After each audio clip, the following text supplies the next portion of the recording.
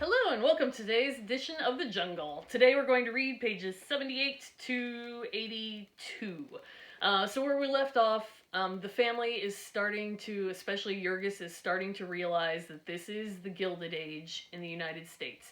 That while it looked like everything was great and that if you worked really hard, you could be successful, it's just not true. They're finding that they are getting cheated everywhere by everything, and no matter how hard you work, it just means that you're going to be taken advantage of worse. So, in order to pay for this house that they've been ripped off on, essentially, they're going to have to make more money, and so little Stanislaus has to go to work at age 14. And Ona is also going to have to get a job, and in fact, she had to pay the forelady $10, which is a huge sum of money, in order to get the job in the first place. Jurgis had to protect her, to do battle for her against the horror he saw about them. He was all that she had to look to, and if he failed, she would be lost. He would wrap his arms about her and try to hide her from the world. He had learned the way of things about him now. It was a war of each against all, and the devil take the hindmost.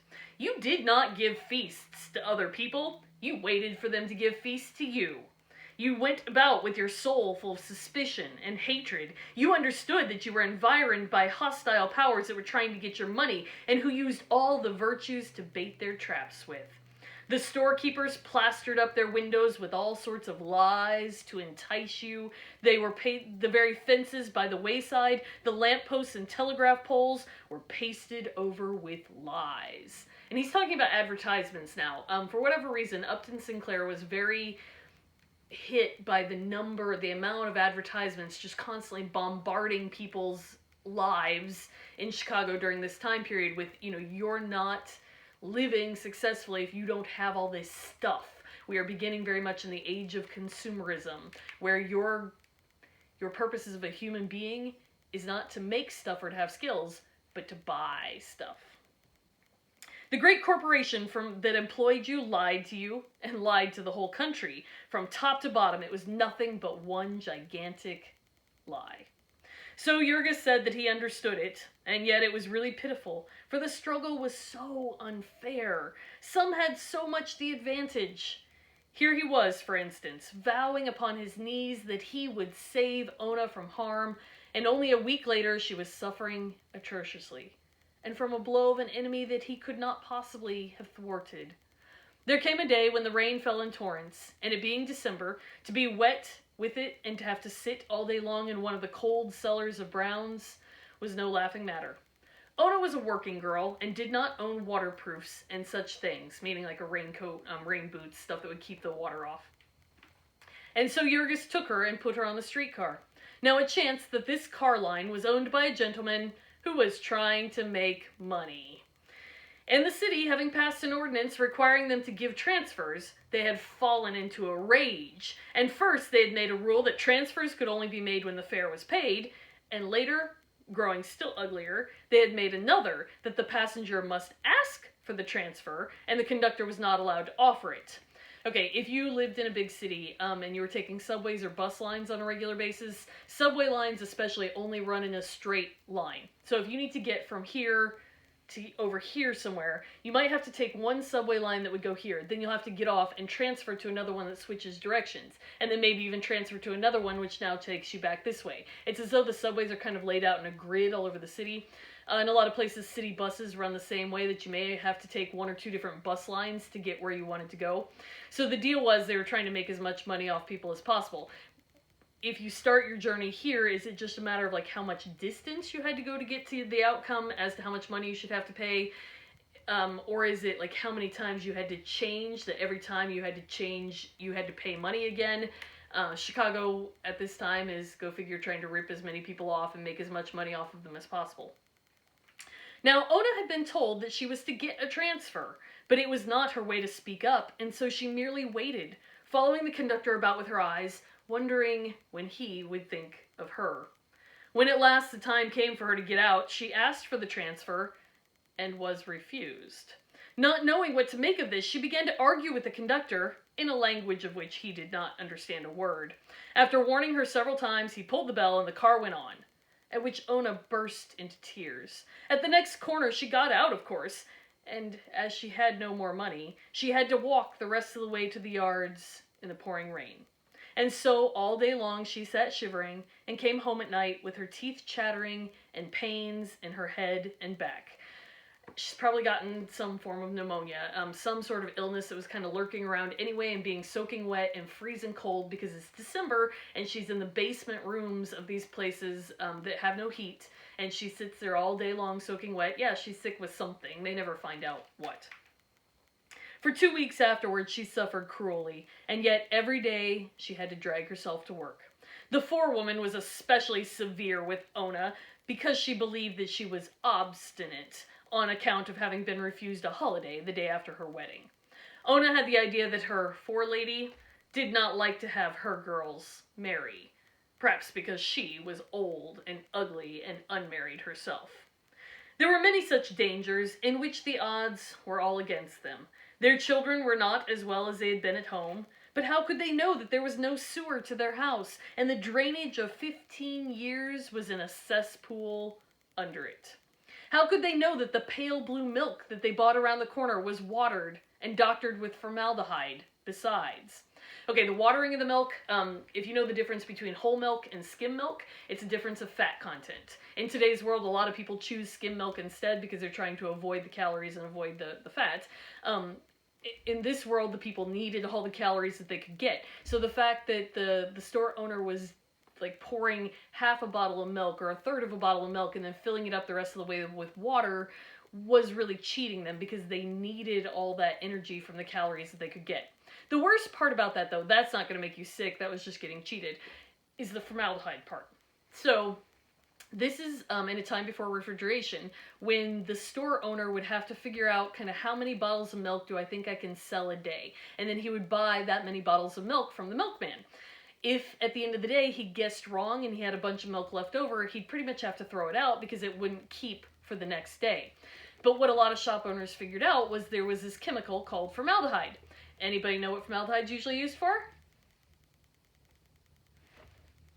Miss James? It's used for dead bodies. That's what they use to preserve dead bodies. When you die, a funeral home will take a machine that basically pumps out all of your body's fluids and then pumps back into all your veins and your open body cavities, pumps back in formaldehyde to preserve the body until the funeral. You should not take formaldehyde into a living body. It preserved the milk really well, though. They figured out that if they put a couple drops of formaldehyde in the milk wouldn't go bad, and they could just keep putting it back on the shelf without having to get new milk or refrigerate it, and they wouldn't have to dump it out. Great deal. But these are little kids, too, who are drinking the milk, and formaldehyde is in no way, shape, or form something that you should be putting into your living body. It's one of, when we talked about your disgust mechanisms, we talked about the difference between, like bad smell, like fart is a bad smell that's not pleasant, but chemicals sometimes have a smell that really alarm your brain in a different way, and you can actually feel your brain cells dying when you're breathing in those chemicals. Formaldehyde kind of falls into those categories. When you're in high school biology, hopefully someday you'll get the chance to dissect things. You will never forget the smell of formaldehyde again. It will stick with you for the rest of your life. Dissect things anyway. It's good for you. Okay. When the children were not well at home, Teta Elzbieta would gather herbs and cure them. Now she was obliged to go to the drugstore and buy extracts. And how was she to know that they were all adulterated? To be adulterated means to have been messed with, usually in a bad way. How could they find out that their tea and coffee, their sugar and flour had been doctored, that their canned peas had been colored with copper salts, and their fruit jams with aniline dyes? And even if they had known it, what good would it have done them? Since there was no place within miles of them where any other sort was to be had. If you've ever had canned vegetables, a lot of times they turn kind of a real drab, camouflage green brown kind of color that's not attractive. It doesn't necessarily mean that they're not healthy for you anymore, but it's just that the bright, vibrant colors of fresh fruits and vegetables don't keep when you can them or put them in jars for like jelly. And so what they figured out was if you put all these what are today referred to as heavy metals into them, that it brought color back to them. It made them look pretty. It was also absolutely poisonous to your body. Very, very bad for you. But even if they had known it, where else were they going to get something else? Because all of this stuff was being messed with. The bitter winter was coming, and they had to save money to get more clothing and bedding. But it would not matter in the least how much they saved. They could not get anything to keep them warm. All the clothing that was to be had in the stores was made of cotton and shoddy, which is made by tearing old clothes to pieces and weaving the fiber again. If they paid higher prices, they might get frills and fanciness, or just outright be cheated, but genuine quality they could not obtain for love nor money. A young friend of Sibelius's, recently come from abroad, had been a clerk in a store on Ashland Avenue, and he narrated with glee a trick that had been played upon an unsuspecting countryman by his boss. The customer had desired to purchase an alarm clock, and we're talking about an old-fashioned alarm clock that has two little bells that sit on top, and then there's a little hammer that goes back and forth between them. You wind it up, and the spring winding causes that hammer to go back and forth and to cause a noise. The customer desired to purchase an alarm clock, and the boss had shown him two that were exactly similar, telling him that the price of one was $1 and the other was $1.75. Upon being asked what the difference was, the man had wound up the first clock halfway and the second all the way, and showed the customer how the latter, the more expensive one, had made twice as much noise. Upon that, the customer remarked that he was a sound sleeper and had better take the more expensive clock. There is a poet who sings that deeper their heart grows and nobler their bearing, whose youth in the fires of anguish hath died. But it was not likely that he had reference to the kind of anguish that comes with destitution, that is so endlessly bitter and cruel, and yet so sordid and petty, so ugly, so humiliating, unredeemed by the slightest touch of dignity or even pathos. It is a kind of anguish that poets have not commonly dealt with. Its very words are not admitted into the vocabulary of poets. The details of it cannot be told in polite society at all. How, for instance, could anyone expect to excite sympathy among lovers of good literature by telling them how a family found their home alive with vermin, and of all the suffering and inconvenience and humiliation they were put to, and the hard-earned money they spent in efforts to get rid of them?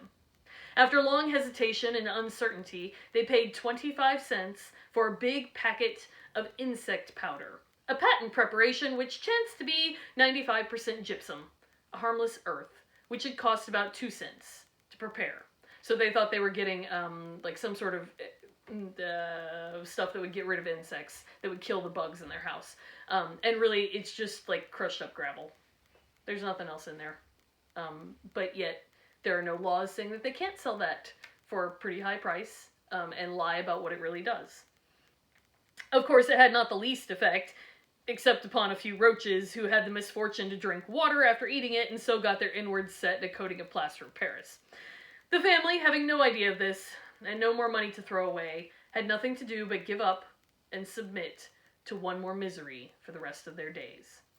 Then there was old Antanas. The winter came, and the place where he worked was a dark, unheated cellar, where you could see your breath all day, and where your fingers sometimes tried to freeze. So the old man's cough grew every day worse, until there came a time when it hardly ever stopped, and he became a nuisance about the place. Then, too, a still more dreadful thing happened to him. He worked in a place where his feet were soaked in chemicals, and it was not long before they had eaten through his new boots. The sores began to break out on his feet, and grow worse and worse.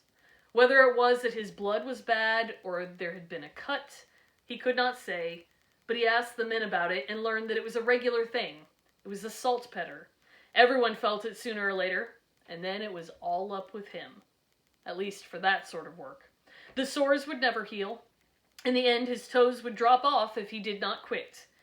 Yet, old Antanas would not quit. He saw the suffering of his family, and he remembered what it had cost him to get a job. So he tied up his feet and went on limping about and coughing, until at last he fell to pieces, all at once and in a heap, like the one-horse shay. They carried him to a dry place and laid him on the floor, and that night 2 of the men helped him home. The company doesn't even like send for an ambulance or call his family and say, hey, he collapsed. The guys who he works with who feel bad for him pick him up, put him over in a corner where at least the ground isn't quite so wet, and at the end of the day, after they've finished all their work, because they can't afford to not work for the rest of the day, they haul his body home to his family. The poor old man was put to bed, and though he tried it every morning until the end, he could never get up again. He would lie there and cough day and night, wasting away to a mere skeleton. There came a time when there was so little flesh on him that the bones began to poke through, which was a horrible thing to see or to even think of. And one night, he had a choking fit, and a little river of blood came out of his mouth. The family, wild with terror, sent for a doctor and paid $50 to be told there was nothing to be done. Mercifully, the doctor did not say this so the old man could hear, for he was still clinging to the faith that tomorrow, or the next day, he would be better and could get back to his job. The company had sent word that they would keep the job for him. Or rather, Jurgis had bribed one of the men to come one Sunday afternoon and say that they had. Dede Antonas continued to believe it while 3 more hemorrhages came. And then at last, one morning, they found him stiff and cold. Things were not going well with him then, and though it nearly broke Teta Elżbieta's heart, they were forced to dispense with nearly all the decencies of a funeral. They had only a hearse and 1 hack for the women and children. And Jurgis, who was learning things fast, spent all Sunday morning making a bargain for these, and he made it in the presence of witnesses, so that when the man tried to charge him for all sorts of incidentals, he did not have to pay. For 25 years, old Antonas Rudkis and his son had dwelt in the forest together, and it was hard to believe that they would part in this way. Perhaps it was just as well that Jurgis had to give all of his attention to the task of having a funeral without being bankrupted, and so had no time to indulge in memories and grief. Okay, thanks.